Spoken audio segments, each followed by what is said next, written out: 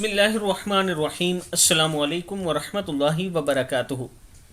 आबिद राजे channel की तरफ से आज मैं अपने दोस्तों को रसूलुल्लाह सल्लल्लाहु अलैहि व आलिहि वसल्लम का एक बहुत ही प्यारा फरमान बताऊंगा। आप दोस्तों ने इस पर ज़रूर अमल करना है।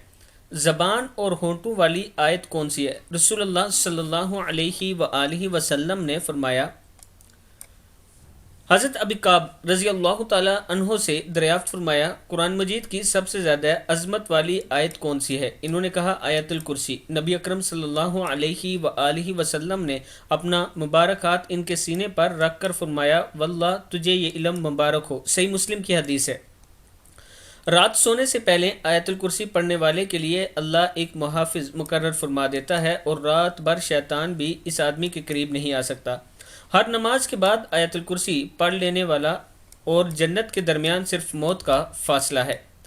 आयतुल कुर्सी की ज़बान और दो होंठों में दो होंठ हैं जिससे ये अर्श के पाए के पास रब की तकदीस बयान करती है। किताब का वाला ये नीचे मौजूद है, आप देख सकते हैं। मैं अपने दोस्तों से गुजारिश करूँगा कि आयतुल कुर्सी रात को सोने से पहले और नमाज के बाद ज़रूर पढ़ा करें। अस्सलामु अलैकुम वरहमतुल्लाहि वबरकातुहू।